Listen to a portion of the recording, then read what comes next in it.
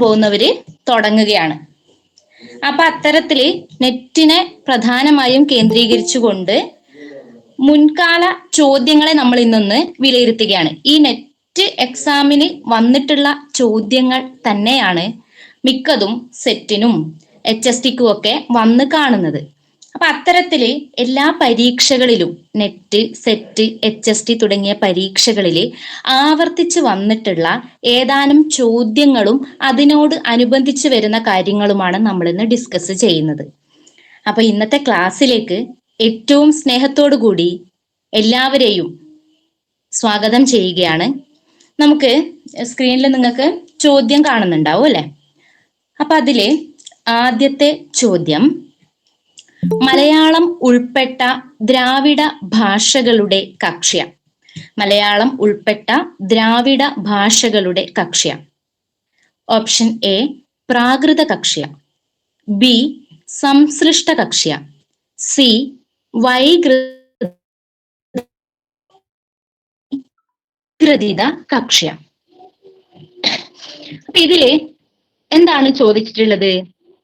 മലയാളം ഉൾപ്പെട്ട ദ്രാവിഡ ഭാഷകൾ ഏത് കക്ഷിയിലാണ് വരുന്നത്? ഏത് കക്ഷിയിലാ വരുന്നത്? സംശ്ലിഷ്ട കക്ഷിയിലാണ് വരുന്നത്.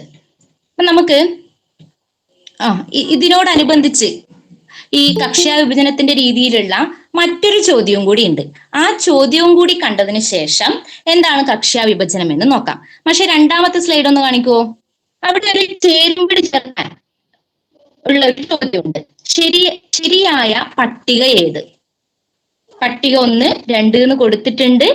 അതില് പട്ടിക 1 വൈകൃത കക്ഷ്യ മലയാളം, പ്രാകൃത കക്ഷ്യ ഇംഗ്ലീഷ്, അപഗ്രഥിത കക്ഷ്യ സംസ്കൃതം, സംശ്ലിഷ്ട കക്ഷ്യ മന്ദാറിൻ, അതുപോലെ തന്നെ എക്സ്പെരാൻഡോ എന്നുള്ളൊരു പേരും കൂടി കൊടുത്തിട്ടുണ്ട്. ഇതില് ശരിയായിട്ടുള്ളത് കണ്ടെത്തണം. നമ്മൾ ആദ്യം കണ്ട കക്ഷ്യ വിഭജനത്തിൻ്റെതായിട്ടുള്ള ചോദ്യത്തിന്റെ മറ്റൊരു രൂപത്തിലാണ് ഈ ഒരു ചോദ്യം വന്നിട്ടുള്ളത്. അപ്പൊ ഇതില് വൈകൃത കക്ഷിയിൽ പെടുന്നത് ഏതാണ്? വൈകൃത കക്ഷിയിൽ പെടുന്ന ഭാഷ ഏതാണ്? അറിയുന്നവര് പറഞ്ഞോളൂ. വൈകൃത കക്ഷ്യ സംസ്കൃതമാണ്. വൈകൃത കക്ഷ്യ സംസ്കൃതം. പ്രാകൃത കക്ഷ്യയിൽ പെടുന്നത് ഏതാണ്? മന്ദാറിൻ. പ്രാകൃത കക്ഷ്യ മന്ദാറിൻ. അപഗ്രഥിത കക്ഷ്യ, ഇതിൽ ഏതാണ് അപഗ്രഥിത കക്ഷ്യയിൽ പെടുന്ന ഭാഷ? ആർക്കെങ്കിലും അറിയാം? ഇംഗ്ലീഷാണ് അപഗ്രഥിത കക്ഷിയിൽ പെടുന്ന ഭാഷ. സംശ്ലിഷ്ട കക്ഷിയിൽ ഏതാണ്? നേരത്തെ വന്ന ചോദ്യം അല്ലെ, മലയാളം. അപ്പം ഇതിലൊന്നും പെടാതെ ഒന്ന് ബാക്കിയുണ്ട്. ഏതാണത്? എസ്പെരാൻഡോ. എന്താണ് എസ്പെരാൻഡോന്റെ പ്രത്യേകത? അതൊരു കൃത്രിമ ഭാഷയുടെ പേരാണ്. എസ്പെരാൻഡോ എന്ന് പറയുന്നത് കൃത്രിമ ഭാഷയാണ്. അപ്പം വൈകൃത കക്ഷ്യയിൽപ്പെട്ട ശരിയായിട്ടുള്ള ഭാഷ ഏതാണ്? സംസ്കൃതം. പ്രാകൃത കക്ഷ്യ മന്ദാറിൻ. അപഗ്രഥിത കക്ഷ്യ ഇംഗ്ലീഷ്. സംശ്ലിഷ്ട കക്ഷ്യ മലയാളം. എഴുതിയെടുക്കുന്നവരുണ്ടോ? സ്പീഡ് ആവുന്നുണ്ടെങ്കിൽ പറയണേ. അപ്പൊ ഇതില് കക്ഷ്യ വിഭജനവുമായിട്ട് ബന്ധപ്പെട്ട് 2 ചോദ്യങ്ങൾ നമ്മൾ നോക്കി. അപ്പൊ ഭാഷയുമായി ബന്ധപ്പെട്ട് പ്രധാനപ്പെട്ട 2 വിഭജന രീതികളാണ് ഗോത്ര വിഭജനവും കക്ഷ്യാ വിഭജനവും. ഗോത്ര വിഭജനം എന്ന് പറയുന്നത് ഭാഷയുടെ ജൈവിക ബന്ധത്തിന്റെ അടിസ്ഥാനത്തിൽ നടത്തുന്ന വിഭജന രീതിയാണ്. ഭാഷയുടെ ജൈവിക ബന്ധത്തിന്റെ അടിസ്ഥാനത്തിൽ നടത്തുന്ന വർഗീകരണ രീതിയെയാണ് നമ്മൾ എന്ത് പറയുന്നത്? ഭാഷാ ഗോത്ര വിഭജനം എന്ന് പറയുന്നത്. എന്താ ഈ ജൈവിക ബന്ധം എന്ന് പറഞ്ഞാല്? ഒരു ഭാഷയുമായി ബന്ധപ്പെട്ട് അതിന്റെ ഉത്ഭവം അല്ലെങ്കിൽ ഉൽപ്പത്തിയുമായിട്ട് ബന്ധപ്പെട്ട് വരുന്ന ബന്ധത്തെയാണ് നമ്മൾ ജൈവിക ബന്ധം എന്ന് പറയുന്നത്. അതായത് ഒന്നിലധികം ഭാഷകൾ ഒരു പ്രാചീന ഭാഷയിൽ നിന്ന് വേർപിരിഞ്ഞ് സ്വതന്ത്ര ഭാഷയായിട്ടുള്ളവയാണെങ്കിൽ ആ ഭാഷകളെയാണ് ജൈവിക ബന്ധമുള്ള ഭാഷകൾ എന്ന് പറയുന്നത്. ഒന്നിലധികം ഭാഷ അത് ഒരു പ്രധാനപ്പെട്ട ഭാഷയിൽ നിന്നും വേർപിരിഞ്ഞിട്ട് ഒരു സ്വതന്ത്ര ഭാഷയായിട്ട് മാറുന്നു. അപ്പം ആ വേർപിരിഞ്ഞ ഭാഷയ്ക്ക് ആ മെയിൻ ആയിട്ടുള്ള ഒരു ഭാഷയുണ്ടല്ലോ, ആ ഭാഷയായിട്ട് എന്തുണ്ടാവും? ചില സാമ്യങ്ങൾ ഉണ്ടാവും, ചില ബന്ധങ്ങൾ ഉണ്ടാവും. അപ്പം അങ്ങനെ ബന്ധമുള്ള ഭാഷകളെയാണ് നമ്മൾ എന്തു പറയുന്നത്? ജൈവിക ബന്ധം എന്ന് പറയുന്നത്. അപ്പം ഇങ്ങനെ ജൈവിക ബന്ധത്തിന്റെ അടിസ്ഥാനത്തിലാണ് ഗോത്ര വിഭജനം നടത്തുന്നത്. ഗോത്രം എന്ന് പറഞ്ഞാല് ഒരു മൂലഭാഷയിൽ നിന്ന് പിരിഞ്ഞു വന്നതെന്ന് അനുമാനിക്കാവുന്ന, ഒരു മൂലഭാഷയിൽ നിന്ന് പിരിഞ്ഞു വന്നതെന്ന് അനുമാനിക്കാവുന്ന സ്വതന്ത്ര ഭാഷകളുടെ സമൂഹത്തെയാണ് ഭാഷാ കുടുംബം അല്ലെങ്കിൽ ഭാഷാഗോത്രം എന്ന് പറയുന്നത്. അപ്പൊ ഈ ജൈവിക ബന്ധം എന്ന് പറയുന്നത്, ജൈവിക ബന്ധത്തിന്റെ അടിസ്ഥാനത്തിലുള്ള വർഗീകരണം എന്ന് പറയുന്നത് ഭാഷയുടെ പ്രധാനപ്പെട്ട ഒരു വർഗീകരണ രീതിയാണ് ഭാഷ ഗോത്ര വിഭജന രീതിയാണത്. അപ്പൊ അതിൽ നിന്നും വ്യത്യസ്തമായിട്ടുള്ള മറ്റൊരു വർഗീകരണമാണ് കക്ഷ്യാവിഭജനം എന്ന് പറയുന്നത്. നമ്മള് ജൈവിക ബന്ധത്തിന്റെ അടിസ്ഥാനത്തിലാണ് ഭാഷാ ഗോത്രത്തെ പഠിക്കുന്നതെങ്കിൽ കക്ഷ്യാവിഭജനത്തില് ഒരു ഭാഷയില് ആ ഭാഷയിൽ ഉൾപ്പെട്ട പദങ്ങളുടെ ആന്തരിക ഘടനയും പദങ്ങൾ വാക്യത്തിൽ പ്രത്യക്ഷപ്പെടുന്ന രീതിയും അപ്പോൾ വാക്യഘടനയ്ക്ക് ഉണ്ടാകുന്ന മാറ്റവുമെല്ലാം ഉൾക്കൊണ്ടിട്ടാണ് കക്ഷ്യാവിഭജനം നടത്തുന്നത്. ഗോത്ര വിഭജനം നടത്തുന്നത് ജൈവിക ബന്ധത്തിന്റെ അടിസ്ഥാനത്തിലാണെങ്കിൽ കക്ഷ്യാവിഭജനം നടത്തുന്നത് രൂപഘടനയെ അടിസ്ഥാനമാക്കിയാണ്. ഭാഷയുടെ ഘടന എന്ന് പറയുന്നത്, ഭാഷയുടെ പ്രധാനപ്പെട്ട ഘടകങ്ങൾ എന്ന് പറയുന്നത് നമുക്കറിയാം അല്ലെ. പദങ്ങളുണ്ട്, പ്രത്യയങ്ങളുണ്ട്, വാക്യങ്ങളുണ്ട്, അതേപോലെ തന്നെ അർത്ഥമുണ്ട്. ഇതൊക്കെ കൂടുന്നതാണ് ഭാഷയുടെ ഘടന എന്ന് പറയുന്നത്. ഇങ്ങനെ പദങ്ങളും വാക്യങ്ങളും അർത്ഥവും പിന്നെ ആശയങ്ങളും ഇതൊക്കെ കൂടുന്നതാണ് ഭാഷയുടെ, ഇതൊക്കെ ഘടകങ്ങളാണ്. ഈ ഘടകങ്ങൾ ചേർന്നിട്ടാണ് ഭാഷയ്ക്ക് എന്തുണ്ടാവുന്നത്? ഘടന ഉണ്ടാവുന്നത്. അപ്പൊ അങ്ങനെ ഭാഷയുടെ രൂപഘടനയെ അടിസ്ഥാനമാക്കിയാണ് ഭാഷകളെ കക്ഷ്യാവിഭജനം നടത്തുന്നത്. നിങ്ങൾക്ക് മനസ്സിലാവുന്നുണ്ടോ? മനസ്സിലാവുന്നുണ്ടോ? ആരെങ്കിലും ഒന്ന് പറയോ? ഓക്കെ. അപ്പോ കക്ഷ്യാവിഭജനം എന്ന് പറയുന്നത് ഭാഷയുടെ രൂപഘടനയെ അടിസ്ഥാനമാക്കിയുള്ള വർഗീകരണമാണ്. ഈ കക്ഷ്യാവിഭജനത്തിൽ പ്രധാനപ്പെട്ട കക്ഷ്യകൾ എന്ന് പറയുന്നത്, കക്ഷ്യാവിഭജനത്തിൽ പ്രധാനപ്പെട്ടത് എന്ന് പറയുന്നത് പ്രാകൃത കക്ഷ്യ, സംശ്ലിഷ്ട കക്ഷ്യ, വൈകൃത കക്ഷ്യ, സംഘടിത കക്ഷ്യ അല്ലെ, അല്ലെങ്കിൽ അപഗ്രഥിത കക്ഷ്യ എന്ന് നമ്മള് പറയും. പ്രാകൃത കക്ഷ്യ, സംശ്ലിഷ്ട കക്ഷ്യ, വൈകൃത കക്ഷ്യ, സംഘടിത കക്ഷ്യ. ഇത് കൂടാതെയുള്ളതാണ് ഇത് അപഗ്രഥിത കക്ഷ്യ എന്ന് പറയുന്നത്. പ്രകൃതിക്ക് പ്രാധാന്യം കൊടുത്തുകൊണ്ട് വാക്യാശയങ്ങൾ ഉണ്ടാക്കുന്ന കക്ഷിയാണ് ഏത്? പ്രാകൃത കക്ഷ്യ. ഇവിടെ പ്രകൃതിക്ക് മാത്രമാണ് പ്രത്യേകത. പ്രകൃതിയെ അടിസ്ഥാനമാക്കി മാത്രമാണ് ഭാഷയിൽ ആശയങ്ങൾ ഉണ്ടാക്കുന്നത്. അപ്പൊ നമ്മള് ഇതിന്റെ വിശദീകരണങ്ങളിലേക്കൊന്നും ഇപ്പൊ കടക്കുന്നില്ല. കാരണം പ്രകൃതിക്ക് മാത്രമാണ് പ്രത്യേകത എന്ന് പറയുമ്പോൾ നമ്മൾ എന്താണ് പ്രകൃതി എന്ന് പഠിക്കാനുണ്ട്. അടുത്തത് നമ്മൾ സംശ്ലിഷ്ട കക്ഷിയെ കുറിച്ച് പഠിക്കുമ്പോൾ പ്രകൃതിയോട് പ്രത്യയങ്ങൾ ചേർക്കുന്നു എന്ന് പറയുമ്പോൾ എന്താണ് പ്രകൃതി, എന്താണ് പ്രത്യയം എന്നൊക്കെ വിശദീകരിച്ച് പഠിക്കാനുണ്ട്. അപ്പൊ ഇവിടെ എന്ത് മാത്രമേ ഞാനിപ്പോ പറയുന്നുള്ളൂ, ഈ ചോദ്യത്തിന്റെ അടിസ്ഥാനമാക്കി പിന്നെ നമ്മള് ആ കക്ഷ്യ, ഓരോരോ കക്ഷ്യയിൽ ഉൾപ്പെടുന്നതിന്റെ പ്രത്യേകത മാത്രം പറഞ്ഞു പോവുകയാണ് ചെയ്യുന്നത്. ആഴത്തിൽ നിങ്ങൾക്ക് ഒന്നും പറഞ്ഞു തരുന്നില്ല. പിന്നെ അപ്പൊ പ്രാകൃത കക്ഷ്യ എന്ന് പറയുന്നത് പ്രകൃതിക്ക് പ്രാധാന്യം കൊടുത്തുകൊണ്ടുള്ളതാണ്. ഈ പ്രാകൃത കക്ഷ്യയിൽ ഉൾപ്പെടുന്നതാണ് ചൈനീസും ടിബറ്റൻ ഭാഷയും ബർമീസ്, സയാമീസ് തുടങ്ങിയവ. അടുത്തത് സംശ്ലിഷ്ട കക്ഷ്യ. സംശ്ലിഷ്ട കക്ഷിയാണ് ഏതെന്ന് പറയുന്നത് പ്രകൃതിയോട് പ്രത്യയങ്ങൾ ഒന്നിനു തന്നെ ഒന്നായി ചേർത്ത് ദീർഘമായിട്ടുള്ള പദഘടനകൾ സൃഷ്ടിക്കുന്നത്. പ്രകൃതിയോട് പ്രത്യയങ്ങൾ ചേർത്ത് വാക്യാശയങ്ങൾ ഉണ്ടാക്കുന്നു. അതാണ് ഏതെന്ന് പറയുന്നത് സംശ്ലിഷ്ട കക്ഷ്യ.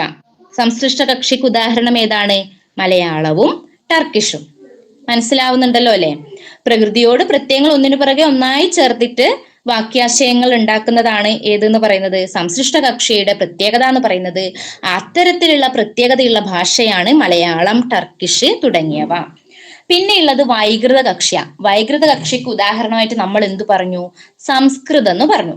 വൈകൃത കക്ഷിയിൽ ഉൾപ്പെട്ട ഭാഷയ്ക്ക് ഉദാഹരണമായിട്ട് സംസ്കൃതം പറഞ്ഞു. പ്രകൃതിക്ക് ഓരോ സാഹചര്യം അനുസരിച്ച് പ്രകൃതിയുടെ മുന്നിലും പിന്നിലും എന്തു ചെയ്യുന്നു? പ്രത്യയങ്ങൾ ധാരാളം ചേർക്കുന്നു. പ്രകൃതിയോട് പ്രത്യയങ്ങൾ മുന്നിലും പിന്നിലും ചേർക്കുന്നു. അപ്പൊ പ്രകൃതിയിൽ നിന്നും പ്രത്യയങ്ങളെ വേർതിരിക്കാൻ പറ്റില്ല. സംസ്കൃതം എടുത്തു നോക്കിയാലും അതുപോലെ തന്നെ റഷ്യൻ, അറബിക് തുടങ്ങിയ ഭാഷകളൊക്കെ വൈകൃത കക്ഷിക്ക് ഉദാഹരണമാണ്. അപ്പം ഇംഗ്ലീഷും വൈകൃത കക്ഷിയിൽ തന്നെയാണ് ഉൾപ്പെടുന്നത്.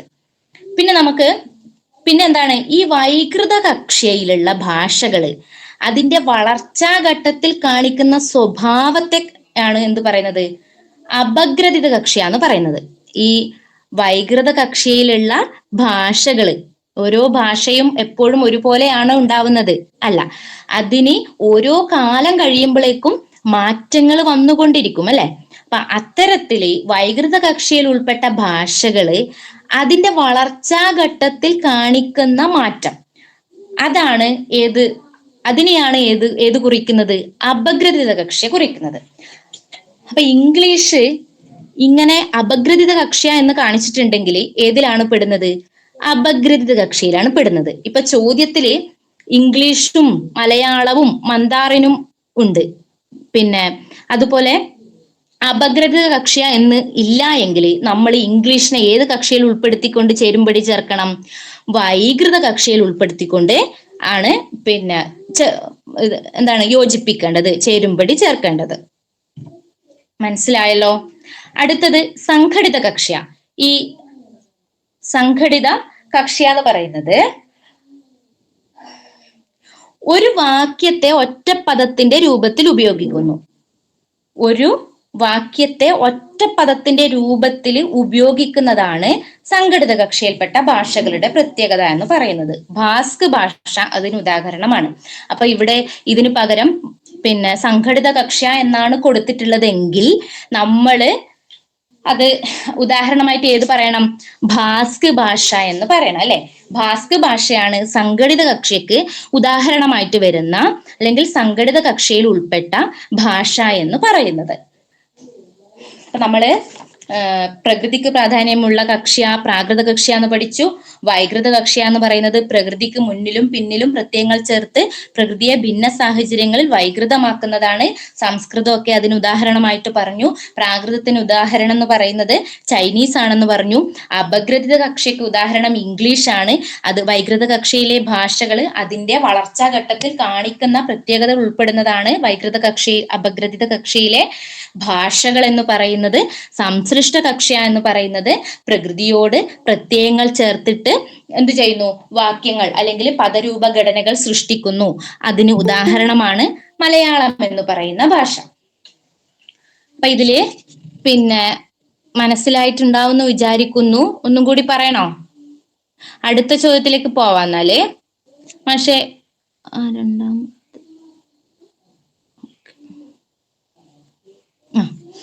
ചേരുംപടി ചേർക്കുക. ഈ ചേരുംപടി ചേർക്കുക ഒക്കെ ഒരുപാട് തവണ ഓരോന്നായിട്ടും അല്ലാതെയൊക്കെ നെറ്റ് പരീക്ഷയ്ക്കും സെറ്റ് പരീക്ഷയ്ക്കൊക്കെ വന്നിട്ടുണ്ട്. പിന്നെ കേരളത്തിലെ നാടോടി നാടകങ്ങളും പിന്നെ അതുപോലെ പിന്നെ കേരളത്തിലെ കാളി സേവയൊക്കെ ഒരുപാട് തവണ പരീക്ഷകളിൽ ആവർത്തിച്ച് വന്നിട്ടുള്ളതാണ്. നമുക്ക് നോക്കാം. കേരളത്തിലെ നാടോടി നാടകങ്ങൾ ചേലനാട്ട് അച്യുതമേനോൻ, കേരളത്തിലെ കാളി സേവ എസ്.കെ. നായർ, വടക്കൻ പാട്ടുകളുടെ പണിയാല വി.എം. കുട്ടിക്കൃഷ്ണമേനോൻ, കേരളത്തിലെ നടനകല മാർ രാഘവ വാര്യർ. പിന്നെ എന്തും കൂടി കൊടുത്തിട്ടുണ്ട്? ചുമ്മാർ ചൂണ്ടലും കൂടി കൊടുത്തിട്ടുണ്ട്. അപ്പൊ ഇതില് നിങ്ങൾക്ക് ഉത്തരം അറിയുന്നത് പറഞ്ഞോ? കേരളത്തിലെ നാടോടി നാടകങ്ങൾ ആരാണ് രചിച്ചിരിക്കുന്നത്? കേരളത്തിലെ നാടോടി നാടകങ്ങൾ എസ്.കെ. നായരാണ്. എസ്.കെ. നായരാണ്. കേരളത്തിലെ കാളി സേവ ആരുടെ കൃതിയാണ്? കേരളത്തിലെ കാളി സേവ ചേലനാട്ട് വെരി ഗുഡ്. ചേലനാട്ട് അച്യുതമേനോനാണ്. വടക്കൻ പാട്ടുകളുടെ പണിയാല ആരാണ് രചിച്ചിരിക്കുന്നത്? വടക്കൻ പാട്ടുകളുടെ പണിയാല എം.ആർ. രാഘവ വാര്യർ. അതിന്റെ അടിസ്ഥാനത്തിൽ വടക്കൻ പാട്ടുകളെ പഠിച്ചിരിക്കുകയാണ്. വടക്കൻ പാട്ടുകളുടെ പണിയാല എം.ആർ. രാഘവ വാര്യർ. കേരളത്തിലെ നടനകല ആരാണ് കേരളത്തിലെ നടനകല രചിച്ചിരിക്കുന്നത്? കേരളത്തിലെ നടനകല എന്ന് പറയുന്ന പുസ്തകം വി.എം. കുട്ടിക്കൃഷ്ണമേനോന്റേതാണ്.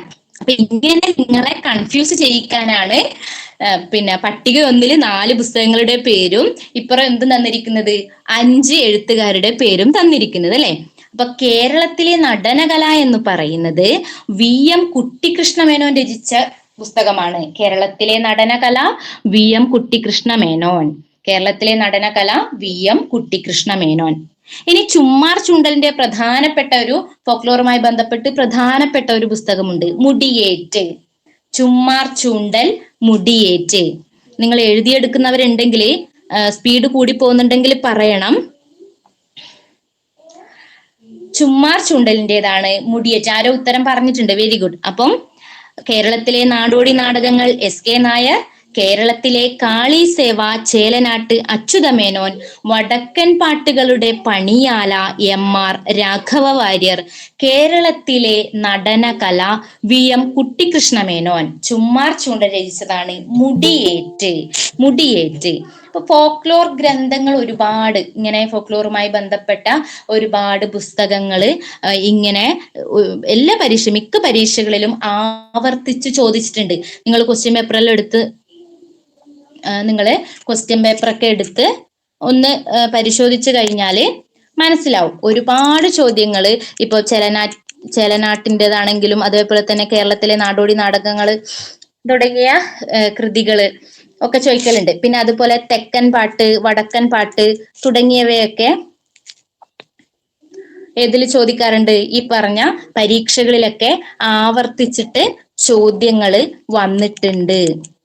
അപ്പൊ ചുമ്മാർ ചുണ്ടൽ എങ്ങനെയൊക്കെയാണ് പരിചയമുള്ളത്? ചുമ്മാർ ചുണ്ടലാണ് പദ്യ സാഹിത്യ ചരിത്രവും ഗദ്യ സാഹിത്യ ചരിത്രവും എഴുതിയിട്ടുള്ളത്. മലയാള പദ്യ സാഹിത്യ ചരിത്രവും മലയാള ഗദ്യ സാഹിത്യ ചരിത്രം എന്നിങ്ങനെയുള്ള 2 സാഹിത്യ ചരിത്ര ഗ്രന്ഥങ്ങൾ രചിച്ചിരിക്കുന്നത് ചുമ്മാർ ചൂണ്ടലാണ്. അപ്പൊ ചുമ്മാർ ചൂണ്ടലിന്റെ മുടിയേറ്റും പിന്നെ പദ്യ സാഹിത്യ ചരിത്രം, ഗദ്യ സാഹിത്യ ചരിത്രം ഓർക്കുക. ഭാഷാ ഗദ്യ സാഹിത്യ ചുമ്മാർ ചൂണ്ടലിന്റെ പുസ്തകത്തിന്റെ ശരിയായിട്ടുള്ള പേര് പദ്യ സാഹിത്യ ചരിത്രവും ഉണ്ട്. പദ്യ സാഹിത്യ ചരിത്രം 1936 രചിക്കപ്പെടുന്നത്. അതുപോലെ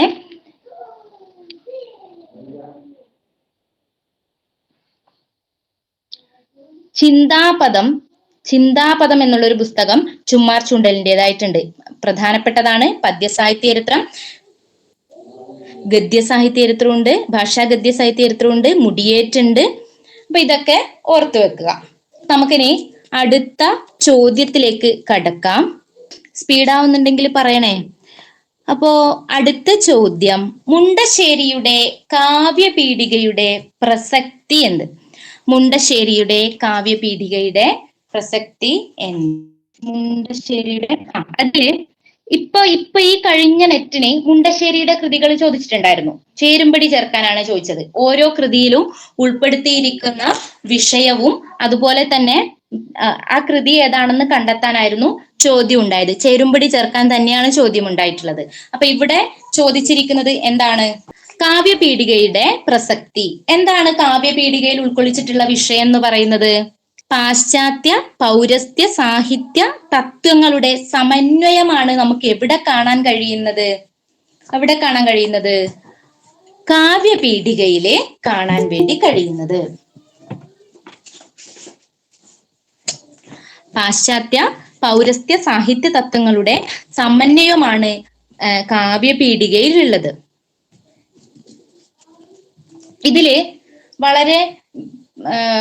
വളരെ പ്രസക്തമായിട്ടുള്ള മുണ്ടശ്ശേരിയുടെ ഒരു നിരീക്ഷണമുണ്ട്, അല്ലെങ്കിൽ അദ്ദേഹത്തിന്റെ ഒരു അഭിപ്രായമുണ്ട്, പറയാം. ഭരതന്റെയും അഭിനവഗുപ്തന്റെയും കാലഘട്ടത്തിലൂടെ വികസിതമായ രസധ്വനി സിദ്ധാന്തമാണ് ഭാരതീയ കാവ്യമീമാംസയുടെ കാതൽ. ഇങ്ങനെ അഭിപ്രായപ്പെട്ടതാ എന്ന് ചിലപ്പോൾ ചോദ്യം വരാം. മുണ്ടശ്ശേരിയാണ്. ഏത് കൃതിയിലാണ് ഇങ്ങനെ അഭിപ്രായപ്പെട്ടിരിക്കുന്നത്? കാവ്യപീഠികയിൽ, അല്ലെ? അദ്ദേഹത്തിന്റെ കാവ്യപീഠിക എന്നുള്ള ഗ്രന്ഥത്തിലാണ് പറയുന്നത് ഭരതന്റെയും അഭിനവഗുപ്തന്റെയും കാലഘട്ടത്തിലൂടെ വികസിതമായ രസധ്വനി സിദ്ധാന്തമാണ് ഭാരതീയ കാവ്യമീമാംസയുടെ കാതൽ. ആരെങ്കിലും എഴുതിയെടുക്കുന്നുണ്ടെങ്കിൽ പറയണം. ഒന്നും കൂടി പറയാം. ഭരതന്റെയും അഭിനവഗുപ്തന്റെയും കാലഘട്ടത്തിലൂടെ വികസിതമായ രസധ്വനി സിദ്ധാന്തമാണ് ഭാരതീയ കാവ്യമീമാംസയുടെ കാതൽ. അഭിനവഗുപ്തന്റെ ഗ്രന്ഥത്തിന്റെ പേരറിയോ? ഒന്നുകൂടി പറയണോ? ഭരതന്റെയും അഭിനവഗുപ്തന്റെയും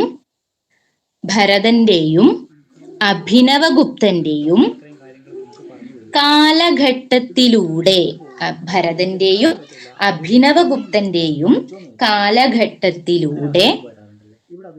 വികസിതമായ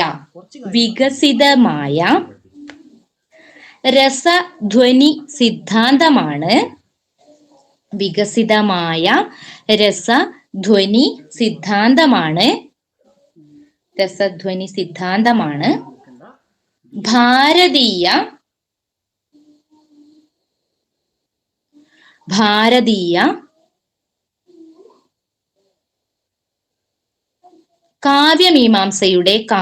ഭാരതീയ കാവ്യമീമാംസയുടെ കാതൽ. ഇങ്ങനെ പറഞ്ഞിട്ടുള്ളത് മുണ്ടശ്ശേരിയാണ്. ഏതിലാണ്? കാവ്യപീഠികയിലാണ് ഇങ്ങനെ അഭിപ്രായപ്പെട്ടിരിക്കുന്നത്. ഭാരതീയ കാവ്യമീമാംസയുടെ കാതൽ എന്ന് പറയുന്നത് ഭരതന്റെയും അഭിനവഗുപ്തന്റെയും കാലഘട്ടത്തിലൂടെ വികസിതമായ രസധ്വനി സിദ്ധാന്തമാണെന്ന് ആണ് ഇതിൽ പറയുന്നത്. അപ്പൊ അഭിനവഗുപ്തന്റെ പ്രധാനപ്പെട്ട കാവ്യശാസ്ത്ര ഗ്രന്ഥങ്ങളാണ് അഭിനവ ഭാരതി ലോചനം. ലോചനം എന്ന് പറയുന്നത് ആനന്ദവർദ്ധനന്റെ ധ്വന്യാലോകത്തിന്റെ വ്യാഖ്യാനമാണ്. മനസ്സിലായല്ലോ? അഭിനവഗുപ്തന്റെ പ്രധാനപ്പെട്ട 2 ഗ്രന്ഥങ്ങളാണ് അഭിനവ ഭാരതി, അതേപോലെ ലോചനം. ലോചനം എന്ന് പറയുന്നത് ആനന്ദവർദ്ധനന്റെ ധ്വന്യാലോകത്തിന്റെ വ്യാഖ്യാനമാണ്. അപ്പൊ എല്ലാവർക്കും നമസ്കാരം. നേരത്തെ ദീപ ടീച്ചർ ആമുഖമായിട്ട് കാര്യങ്ങൾ പറഞ്ഞു കഴിഞ്ഞു. നമ്മള് ഇന്ന് പ്രധാനപ്പെട്ട നെറ്റിനും HSIക്കും സെറ്റിനും ഒക്കെ വന്നിട്ടുള്ള പ്രധാനപ്പെട്ട ഒരുപാട് തവണ റിപ്പീറ്റഡ് ആയിട്ട് വന്നിട്ടുള്ള ക്വസ്റ്റ്യൻസ് ആണ് ഡിസ്കസ് ചെയ്യാൻ പോകുന്നത്. അപ്പൊ നമുക്ക് തുടങ്ങാം. നിങ്ങൾക്ക് അറിയുന്ന ആൻസർ നിങ്ങൾ കമന്റ് ബോക്സിൽ ഇട്ടാൽ കുറച്ചും കൂടി നല്ലതായിരിക്കും. അപ്പോ ആദ്യ ഭാഗത്തേക്ക് കടക്കാം. ഞാൻ നിങ്ങൾക്ക് കുറച്ചാൾക്ക് റേഞ്ചിന്റെ ഇഷ്യൂ ഉള്ളത് കൊണ്ട് വീഡിയോ ഓഫ് ചെയ്യുന്നുണ്ട് തൽക്കാലത്തേക്ക്. എന്തെങ്കിലും നിങ്ങൾക്ക് ബുദ്ധിമുട്ടുണ്ടെങ്കിൽ കമന്റ് ബോക്സിലൂടെ അറിയിക്കുക. അപ്പൊ ആദ്യത്തേത് കാവ്യ സമാഹാരങ്ങളും കവികളും. നെറ്റ് എക്സാമിന് വന്ന ചോദ്യമായിരുന്നു. ഇവിടെ ശ്രദ്ധിക്കേണ്ടത്, നമ്മൾ പൊതുവെ പഠിക്കുന്ന സമയത്ത് പുതിയ കവിതകളും പുതിയ കഥകളും ഏതാണെന്ന് നമുക്ക് പുസ്തകങ്ങളിൽ നിന്ന്, സാധാരണ നമ്മൾ റെഫറൻസിനായിട്ട് ഉപയോഗിക്കുന്ന പുസ്തകങ്ങളിൽ നിന്ന് കിട്ടാറില്ല. അപ്പൊ പലപ്പോഴും നമ്മളെ പരീക്ഷാ ഹാളിൽ, ബാക്കി എല്ലാ കാര്യങ്ങളും പഠിച്ചിട്ട് പോയാലും പരീക്ഷാ ഹാളിൽ നമ്മളെ കുഴപ്പിക്കുന്ന ഒരു സംഭവമാണ് ഏറ്റവും പുതിയ കഥകളും ഏറ്റവും പുതിയ കവിതകളും. അപ്പോ നിങ്ങൾ ക്വസ്റ്റ്യൻ പേപ്പേഴ്സ് എടുത്ത് നോക്കിയാൽ മനസ്സിലാവും, എല്ലാ പ്രാവശ്യവും കുറച്ച് ഒരു 4-5 കവിതകൾ തന്നെയായിരിക്കും റിപ്പീറ്റഡ് ആയിട്ട് വരുന്നത്. പുതിയ കവികളിലേക്കോ അല്ലെങ്കിൽ ഒരുപാട് വിശാലമായിട്ട് പോവാറില്ല. കുറച്ച് കവികളുടെ കവിതകൾ തന്നെയാണ് റിപ്പീറ്റഡ് ആയിട്ട് വരാറുള്ളത്. നിങ്ങൾക്ക് ക്വസ്റ്റ്യൻ പേപ്പർ എടുത്ത് നോക്കിയാൽ മനസ്സിലാവും. അപ്പൊ അത് നിങ്ങൾക്ക് ആൻസർ ചെയ്യാൻ പറ്റണമെങ്കിൽ നമ്മൾ ആ കവികൾ ആരാണെന്ന് കണ്ടെത്തണം. ആ കവിതകളുടെ പ്രത്യേകതകൾ എന്താണെന്ന് കണ്ടെത്തണം. അവരുടെ പ്രധാന കവിതാ സമാഹാരങ്ങൾ ഏതാണെന്ന് കണ്ടെത്തണം. ആദ്യ ചോദ്യം അങ്ങനെയുള്ളതാണ്. ഒന്നാമത്തെ പട്ടികയിൽ കൊതിയൻ, ആൺനദി, പച്ചവിട്, ശബ്ദ മഹാസമുദ്രം 4 കാവ്യ സമാഹാരങ്ങളുടെ പേര് തന്നിട്ടുണ്ട്. രണ്ടാമത്തെ പട്ടികയില് Ashokan Marayur, S Kalesh, V M Girija, Vijayaraja Mallika, M R Renukumar. ശ്രദ്ധിക്കുക. അപ്പൊ ആദ്യ കവിത എടുക്കാം. കൊതിയൻ എന്ന കവിത ആരുടേതാണ്? കൊതിയൻ ആരുടെ കാവ്യ സമാഹാരമാണ്? യെസ്, ഉത്തരം വന്നിട്ടുണ്ട്, എം ആർ രേണുകുമാർ. അപ്പോ A5 ആണ്. A5 ആണ് answer. Kothiyan M R Renukumar. ഇപ്പൊ തന്നെ ഉറപ്പിച്ചു വെക്കുക, ഇനി പിന്നെ പഠിക്കുക എന്ന് വിചാരിക്കരുത്. Kothiyan M R Renukumar. അടുത്തത്, ആൺനദി ആരുടെ കാവ്യ സമാഹാരമാണ്? ആൺനദി. ഇനി നമുക്ക് 4 ഓപ്ഷൻസ് ആണ് പട്ടിക 2 ബാക്കിയുള്ളത്. അശോകൻ മറയൂർ ആണോ, എസ് കലേഷ് ആണോ, വി എം ഗിരിജയാണോ, വിജയരാജ മല്ലികയാണോ? ആൺനദി ആരുടെ കാവ്യ സമാഹാരമാണ്? ഉത്തരം വിജയരാജ മല്ലികയാണ്. ആൺനദി വിജയരാജ മല്ലിക. അടുത്തത്, പച്ചവിട് ആരുടെ കവിതാ സമാഹാരമാണ്? Yes, Ashokan Marayur. Option C, Pachaveedu Ashokan Marayur ആണ് ഉത്തരം. ശബ്ദമഹാസമുദ്രം ആരുടെ കാവ്യ സമാഹാരം? ശബ്ദമഹാസമുദ്രം. എന്താണ് ഉത്തരം? ശബ്ദമഹാസമുദ്രം. അത് ഉത്തരം യെസ്, എസ് കലേഷ് ആണ് ഉത്തരം. ആവർത്തിക്കാം. Kothiyan M R Renukumar, Aannadi Vijayaraja Mallika, Pachaveedu Ashokan Marayur and Shabdamahasamudram S Kalesh. ഇനി നമ്മൾ ചെയ്യേണ്ട കാര്യം, അടുത്ത പരീക്ഷയ്ക്ക് ചിലപ്പോ ഇതേ കവിതയായിരിക്കില്ല വരിക, പക്ഷെ കവികൾക്ക് വലിയ മാറ്റം ഉണ്ടാകില്ല. അതുകൊണ്ട് ഈ കവികളുടെ മറ്റ് പ്രധാനപ്പെട്ട കാവ്യ സമാഹാരങ്ങളെ കുറിച്ചുകൂടി ഒന്ന് മനസ്സിലാക്കുക പ്രധാനാണ്. ആദ്യം നമുക്ക് എം ആർ രേണുകുമാറിനെ ഒന്ന് പരിചയപ്പെടാം. എം ആർ രേണുകുമാർ, നിങ്ങൾ ശ്രദ്ധിക്കുക. എം ആർ രേണുകുമാർ, അദ്ദേഹത്തിന്റെ പ്രധാന കൃതികൾ ഏതാണെന്ന് നമുക്ക് ആദ്യം നോക്കാം. യെസ്, ഉത്തരം വന്നിട്ടുണ്ട്, വിഷക്കായ. മാഷ് ഒന്ന് അടുത്ത സ്ലൈഡിലേക്ക് പോവോ? എം ആർ രേണുകുമാർ നേരത്തെ നമ്മൾ പറഞ്ഞ പോലെ വിഷക്കായ അദ്ദേഹത്തിന്റെ കൃതിയാണ്. അതുപോലെ കൊതിയൻ, വിഷക്കായ, കൊതിയൻ, ഇതൊക്കെ അദ്ദേഹത്തിന്റെ കൃതികളാണ്. മുഴുസൂര്യനാകാനുള്ള ശ്രമം, മുഴുസൂര്യനാകാനുള്ള ശ്രമം, വിഷക്കായ, കൊതിയൻ, മുഴുസൂര്യനാകാനുള്ള ശ്രമം, ഇതൊക്കെ നമ്മുടെ എം ആർ രേണുകുമാറിന്റെ കൃതികളാണ്. ഇനി ആപ്പിൾ വൈറ്റ് ലെഗിൻസ് ഇട്ട യൂക്കാലി മരങ്ങൾ എന്ന ഒരു കൃതിയുടെ പുസ്തകത്തിന്റെ പുറംചട്ട കൂടി നിങ്ങൾക്ക് കാണാൻ സാധിക്കും. ഏറ്റവും കൂടുതൽ ചോദിച്ചിട്ടുള്ളത് നേരത്തെ നമ്മൾ പറഞ്ഞ പോലെ വിഷക്കായ, കൊതിയൻ, ഈ 2 സമാഹാരങ്ങളാണ് എം ആർ രേണുകുമാറുമായിട്ട് ബന്ധപ്പെട്ട് ചോദിച്ചിട്ടുള്ളത്. ഇനി കാണുന്നുണ്ട് അനേകം അക്ഷരങ്ങൾ എന്ന കവിത എം ആർ രേണുകുമാർ രചിച്ചിട്ടുണ്ട്. ചോദിച്ച ചോദ്യമാണ്. കാണുന്നുണ്ട് അനേകം അക്ഷരങ്ങൾ, കാണുന്നുണ്ട് അനേകം അക്ഷരങ്ങൾ. ഇത് വാസ്തവത്തിൽ പൊയ്കയിൽ അപ്പച്ചന്റെ മറ്റൊരു കവിതയുടെ അപനിർമ്മാണമാണ് എന്ന് പറയാറുണ്ട്. അതേതായിരുന്നു കവിത? പൊയ്കയിൽ അപ്പച്ചന്റെ ഒരു കവിതയുടെ അപനിർമ്മാണമാണ് നമ്മുടെ ഈ കാണുന്നുണ്ട് അനേകം അക്ഷരങ്ങൾ എന്ന എം ആർ രേണുകുമാറിന്റെ കവിത എന്ന് പറയാറുണ്ട്. Yes, very good. കാണുന്നില്ല ഒരക്ഷരവും എന്ന പൊയ്കയിൽ അപ്പച്ചന്റെ കവിതയുടെ അപനിർമ്മാണമാണ് എം ആർ രേണുകുമാറിന്റെ കാണുന്നുണ്ട് അനേകം അക്ഷരങ്ങൾ എന്ന കാവ്യമെന്ന് പൊതുവെ നമ്മൾ പറയാറുണ്ട്. അതുപോലെ പിരിച്ചെഴുത്ത് എം ആർ രേണുകുമാറിന്റെ കവിതയാണ്. പിരിച്ചെഴുത്ത്, ചോദ്യക്കടലാസ്,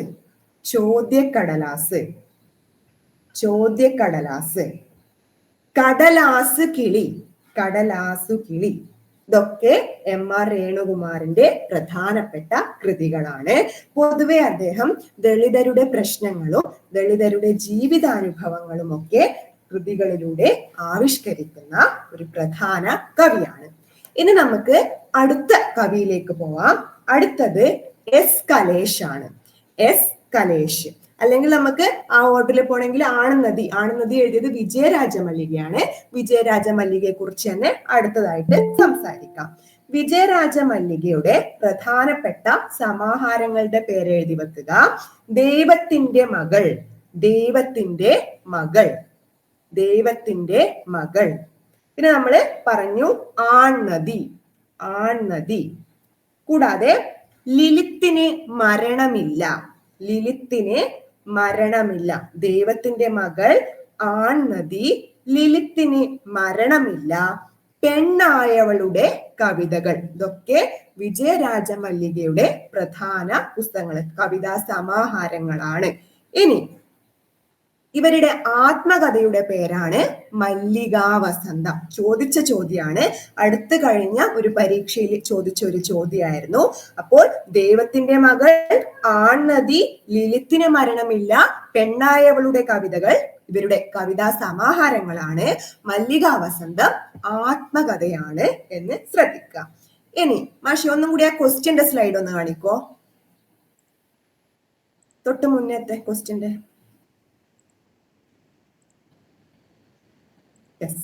അടുത്തത് പച്ചവിട്. പച്ചവിട് നമ്മൾ പറഞ്ഞു അശോകൻ മറയൂറാണ് എന്ന് നമ്മൾ പറഞ്ഞു. അശോകൻ മറയൂർ. ഇനി അശോകൻ മറയൂറിനെ കുറിച്ച് പ്രധാന കാര്യങ്ങൾ നമ്മൾ പഠിക്കേണ്ടതുണ്ട്. അദ്ദേഹം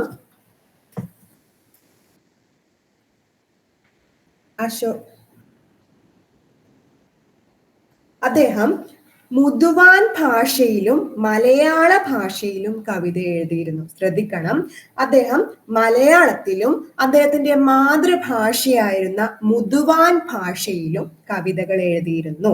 മുതുവാൻ ഭാഷ ശ്രദ്ധിക്കണം, അതൊരു ഗോത്ര ഭാഷയാണ്. മുതുവാൻ ഭാഷ അശോകൻ മറയൂറിന്റെ മാതൃഭാഷയാണ്, ഒരു ഗോത്ര ഭാഷയാണ് അത്. അപ്പോൾ ഈ നമ്മൾ പറഞ്ഞ പച്ചവിട് അല്ലെങ്കിൽ പച്ചവീട് എന്ന ആ സമാഹാരത്തിന് കുറച്ച് പ്രത്യേകതകളുണ്ട്. അത് 2 ഭാഗമായിട്ട് തിരിച്ചിട്ടുണ്ട്. ഈ പച്ചവിട് എന്ന ഈ കവിതാ സമാഹാരം 2 ഭാഗങ്ങളായിട്ട് തിരിച്ചിട്ടുണ്ട്. കേണിത്തണ്ണിപ്പൊടവ എന്നൊരു ഭാഗവും, കേണിത്തണ്ണിപ്പൊടവ ഒന്നാം ഭാഗത്തിന്റെ പേര് കേണിത്തണ്ണിപ്പൊടവ. രണ്ടാം ഭാഗം പൂവിനുള്ളിലെ തേനിൽ സൂര്യൻ കിടന്ന് തിളയ്ക്കുകയാണ്. ഇത് രണ്ടാം ഭാഗമാണ്. കേണിത്തണ്ണിപ്പൊടവ ഒന്നാം ഭാഗം, പൂവിനുള്ളിലെ തേനിൽ സൂര്യൻ കിടന്ന് തിളയ്ക്കുകയാണ്. ഇത് ഈ കവിതാ സമാഹാരത്തിന്റെ രണ്ടാമത്തെ 2 ഭാഗങ്ങളാണ് ഇവ. പച്ചവിടും ഈ പച്ചവിടിന്റെ 2 ഭാഗങ്ങളാണ് നമ്മൾ പറഞ്ഞത്. ഇനി കേണിത്തണ്ണിപ്പൊടവ എന്ന ആദ്യ ഭാഗത്ത് മുതുവാൻ ഭാഷയിലെ കവിതകളാണ് ഉൾക്കൊള്ളിച്ചിരിക്കുന്നത്.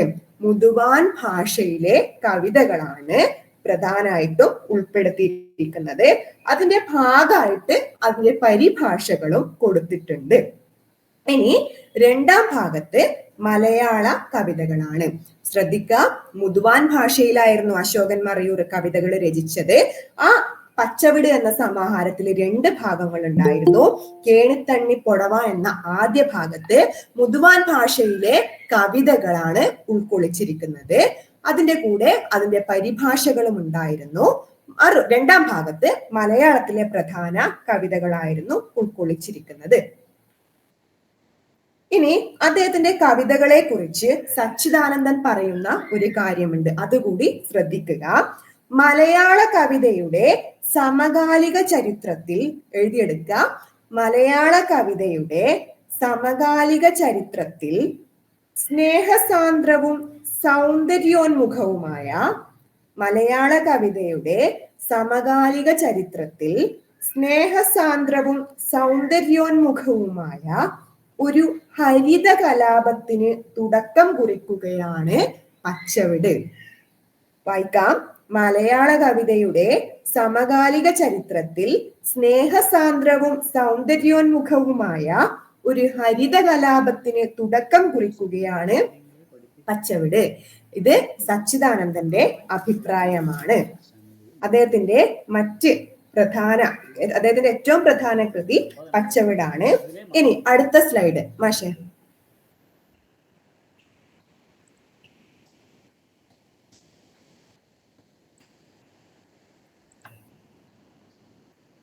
അല്ല മാഷേന് തൊട്ട് മുന്നത്തെ.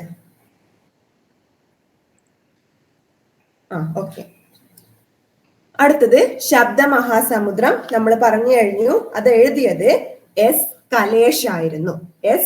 കലേഷ്. അദ്ദേഹത്തിന്റെ പ്രധാന കൃതികൾ എഴുതിയെടുക്കുക. യെസ് പറഞ്ഞു കഴിഞ്ഞു. Hair pin bend. Hair pin bend. Hair pin bend. നമ്മൾ പറഞ്ഞ ശബ്ദമഹാസമുദ്രം. ശബ്ദമഹാസമുദ്രം. പ്ലാവിന്റെ കഥ. പ്ലാവിന്റെ കഥ.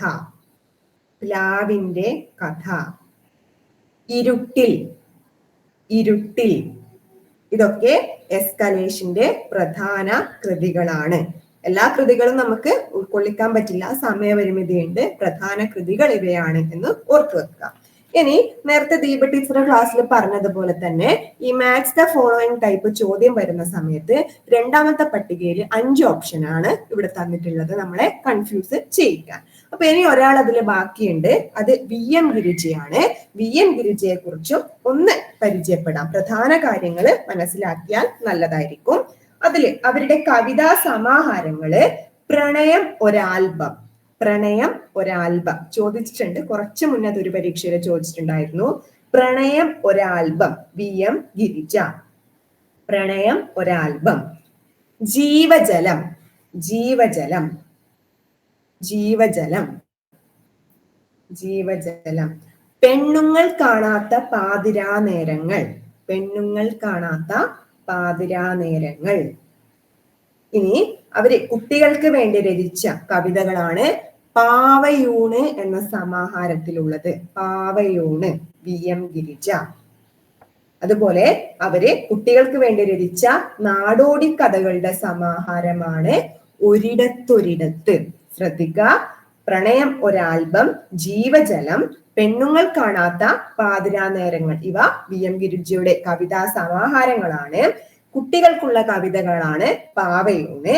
ഒരിടത്തൊരിടത്ത് എന്നത് കുട്ടികൾക്കുള്ള നാടോടി കഥകളാണ്. VM ഗിരിജ. ശ്രദ്ധിക്കുക, അപ്പൊ ഈ 5 കവികളും വളരെ പ്രധാനമാണ് എന്ന് മനസ്സിലാക്കുക. മാഷ് ഇനി അടുത്ത ചോദ്യത്തിലേക്ക് പോവാം.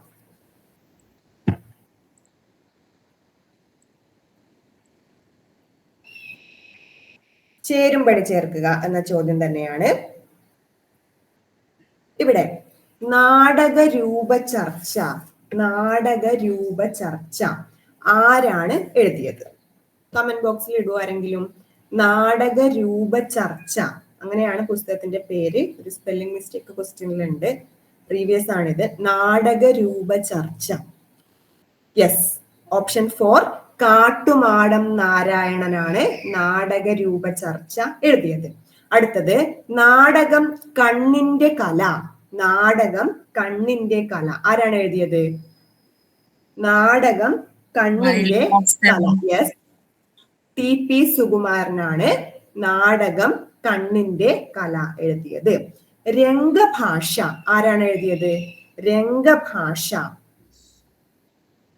Yes, very good. Vayala Vasudevan പിള്ളയാണ് രംഗഭാഷ എഴുതിയത്. ഉയരുന്ന യവനിക ആരാണ്? യെസ്, CJ തോമസ് ആണ്. ശ്രദ്ധിക്കുക, നാടകരൂപ ചർച്ച, കാട്ടുമാടം നാരായണൻ, നാടകം കണ്ണിന്റെ കല സുകുമാരൻ TP, രംഗഭാഷ ഡോക്ടർ വയല വാസുദേവൻ പിള്ള, ഉയരുന്ന യവനിക CJ തോമസ്. ഇതുപോലുള്ള നാടകവുമായി ബന്ധപ്പെട്ട 2 ഗ്രന്ഥങ്ങൾ കൂടി നിങ്ങൾ പഠിച്ചു വെക്കുക. കർട്ടൻ NN പിള്ള എഴുതി വെക്കുക. Curtain NN Pillai. Curtain NN Pillai. Natakapraveshika. Natakapraveshika AD Harisharma. Yes, Natakapraveshika AD Harisharma. Malayala നാടകം 100 വർഷം. മലയാള നാടകം 100 വർഷം. മലയാള നാടകം 100 വർഷം. G ഗംഗാധരൻ നായരാണ് ഉത്തരം. കറുത്ത ചിരിയുടെ അരങ്ങ്. കറുത്ത ചിരിയുടെ അരങ്ങ് ഡോക്ടർ L തോമസ് കുട്ടിയാണ് കറുത്ത ചിരിയുടെ അരങ്ങ്. അപ്പോ ഈ ചോദ്യങ്ങൾ, ഇങ്ങനെ ഒരു ചോദ്യം വന്നു കണ്ടാല് നാടകവുമായി ബന്ധപ്പെട്ട മറ്റു പ്രധാന കൃതികൾ കൂടി നിങ്ങൾ പഠിക്കുക. പക്ഷെ അടുത്ത സ്ലൈഡ്, അവസാന സ്ലൈഡിലേക്ക് ഒന്ന് പോവോ? ചിരിയുടെ അരങ്ങാരുടെയാ? ഡോക്ടർ L തോമസ് കുട്ടി. മലയാള നാടകം 100 വർഷം. മലയാള നാടകം 100 വർഷം G ഗംഗാധരൻ നായർ. അടുത്ത ചോദ്യം, വെള്ളായപ്പൻ, ലാസ്റ്റ് സ്ലൈഡ് ആശയം. വെള്ളായപ്പൻ എന്ന കഥാപാത്രം OV വിജയന്റെ ഏത് കഥയിലാണ് വരുന്നത്? യെസ്, കടൽ തീരത്താണ്. ഓപ്ഷൻ ബി കടൽ തീരത്ത് എന്നതാണ് ഉത്തരം. അപ്പൊ കടൽ തീരത്തിലെ പ്രധാന കഥാപാത്രം വെള്ളായപ്പനാണ്. മകനെ കാണാൻ, വധശിക്ഷയ്ക്ക് വിധിക്കപ്പെട്ട മകനെ കാണാൻ ഗ്രാമീണനായ വെള്ളായപ്പൻ നടത്തുന്ന യാത്രയുടെ കഥയാണ് കടൽ തീരത്ത്. ശ്രദ്ധിക്കുക, അദ്ദേഹത്തിന്റെ OV വിജയന്റെ മറ്റ് സാധാരണയായി അദ്ദേഹത്തിന്റെ നോവലുകളൊക്കെയാണ് ചോദിക്കാറുള്ളത്. 4-5 നോവൽ തന്നെ OV വിജയന്റെ നോവലുകൾ തിരഞ്ഞെടുക്കുക എന്ന തരത്തില് ചോദിക്കാറുണ്ട്. അപ്പൊ അദ്ദേഹത്തിന്റെ പ്രധാന നോവൽ കൂടി എഴുതി വെച്ചിട്ട് നമുക്ക് ക്ലാസ് അവസാനിപ്പിക്കാം. ഖസാക്കിന്റെ ഇതിഹാസം നമുക്ക് അറിയുന്നതാണ്. ധർമ്മപുരാണം, ഗുരുസാഗരം, മധുരം ഗായതി. ഇത് നിങ്ങള് ഒന്ന് ഓർത്ത് വെച്ചാൽ നല്ലതായിരിക്കും. നിങ്ങൾക്ക് അറിയുന്ന കാര്യം തന്നെയാണ്. അപ്പോ നമ്മൾക്ക് ഇന്ന് ഈ ക്ലാസ് ഏകദേശം അവസാനിപ്പിക്കാം. കൂടുതൽ കാര്യങ്ങള് ശ്രീകാന്ത് സാറ് നിങ്ങളോട് ചർച്ച ചെയ്യുന്നതായിരിക്കും. എന്തെങ്കിലും സംശയം ഉണ്ടെങ്കിൽ കമന്റ് ബോക്സിൽ ഇടാം. അപ്പോൾ എല്ലാവർക്കും എല്ലാവിധ ആശംസകളും. എല്ലാവർക്കും നന്ദി.